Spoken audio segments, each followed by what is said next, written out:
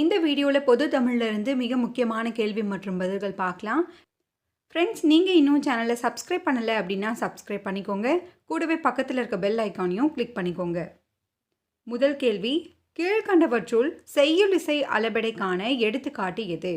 இவற்றுள் செய்யுளிசை அளபெடைக்கான எடுத்துக்காட்டு எதுன்னு பார்த்தீங்கன்னா ஆப்ஷன் இ உழா அர். பெரும்பாலும் இந்த செய்யுளிசை அளபெடை பார்த்தீங்கன்னா ஈரிசை கொண்ட சீர்களாக மட்டுமே வரும். மூவசை சீர்களாக வருவது எதுன்னு பார்த்தீங்கன்னா இன்னிசை அளபடை. இன்னிசை அளபடைக்கு எடுத்துக்காட்டு எடுப்பதூவும். இங்கே ஒரு சிறப்பான ஒரு ஓசை உருவாகும் பாருங்க, அதை நீங்கள் எக்ஸாம்பிளுக்கு எடுத்துக்கலாம். எடுப்பதூவும் அது இன்னிசை அளபடை. அப்போது சொல்லிசை அளபடை என்னன்னு பார்த்தீங்கன்னா நசை. இது பெரும்பாலும் ஈ என்ற எழுத்தில் முடியும். சொல்லிசை அளபடை பெரும்பாலும் ஈ என்ற எழுத்தில் முடியும். இரண்டாவது கேள்வி, ஸ்விட்ச் என்பதற்கான சரியான தமிழ் சொல் எது? ஸ்விட்ச் என்பதற்கான சரியான தமிழ் சொல் சொடுக்கி.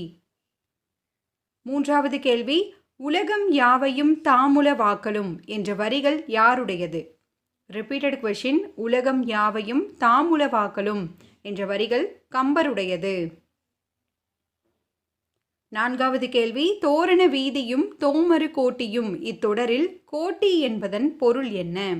இத்தொடரில் கோட்டி என்பதன் பொருள் மன்றம்.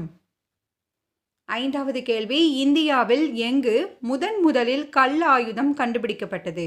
இந்தியாவில் எங்கு முதலில் கல் ஆயுதம் கண்டுபிடிக்கப்பட்டது? ஆன்சர் பல்லாவரம். ஆண்டு 1863ஆம் ஆண்டு.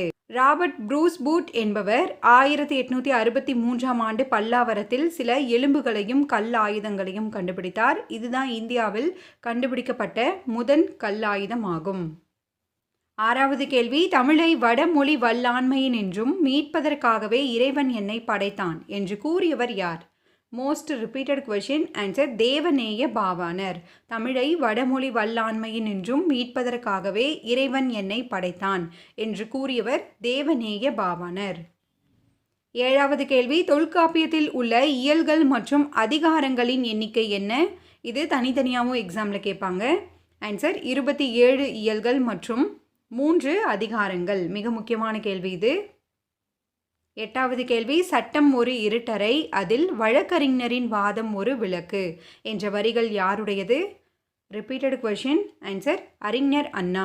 சட்டம் ஒரு இருட்டறை, அதில் வழக்கறிஞரின் வாதம் ஒரு விளக்கு என்று கூறியவர் அறிஞர் அண்ணா.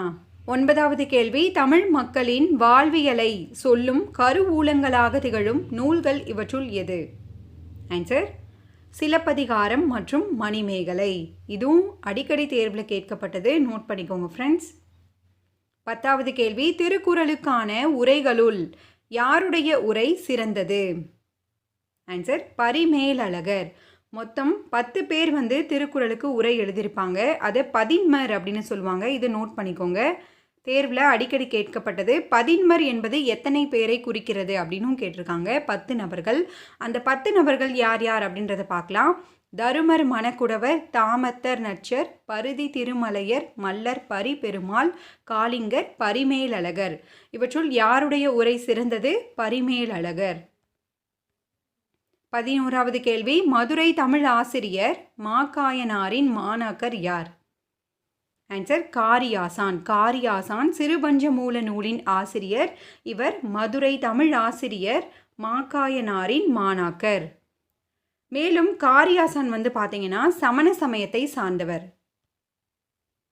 12வது கேள்வி, சாலைகளில் பல தொழில்கள் பெருக வேண்டும், சபைகளிலே தமிழிலிருந்து முழங்க வேண்டும் என்று கூறியவர் யார்? ஆன்சர் கவிமணி தேசிக விநாயகனார். சாலைகளில் பல தொழில் பெருக வேண்டும் என்று பாடியவர் கவிமணி தேசிக விநாயகனார். 13வது கேள்வி, பூங்கொடி என்னும் காவியத்திற்காக தமிழக அரசின் பரிசு பெற்றவர் யார்? Most repeated question. Answer Mudiyarasan.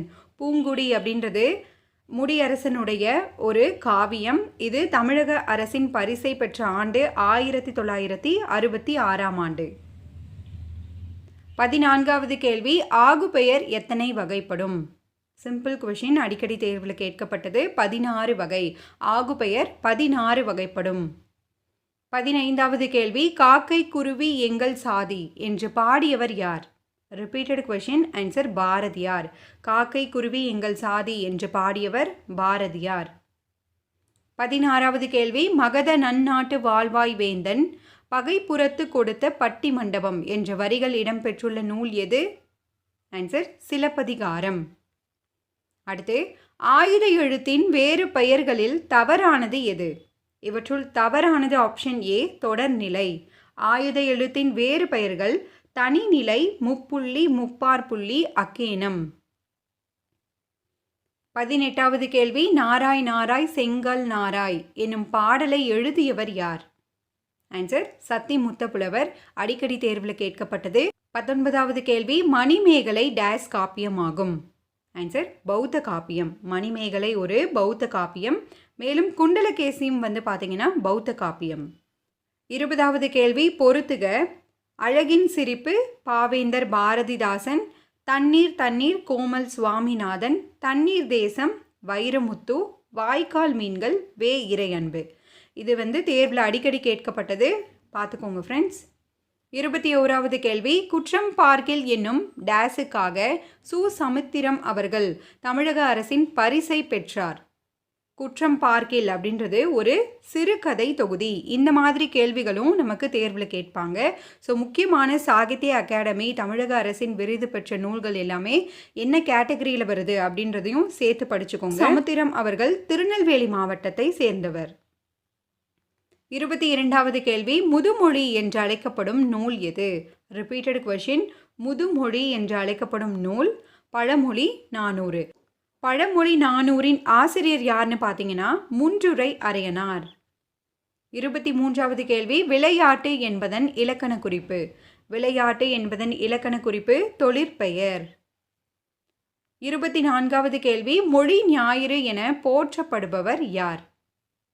இவற்றுள் மொழி ஞாயிறு என போற்றப்படுபவர் தேவநேய பாவாணர். கவி ஞாயிறு என்று போற்றப்படுபவர் யாருன்னு பார்த்தீங்கன்னா தாராபாரதி. தேவநேய பாவாணருக்கு சுமார் 174 சிறப்பு பெயர்கள் உண்டு. 25வது கேள்வி. இடைப்பகாபத சொற்களில் தவறானது எது? இடைப்பகாபத சொற்களில் தவறானது ஆப்ஷன் ஏ நனி. இடைப்பகாபத சொற்கள் என்னென்ன? தில், பிற, மண்.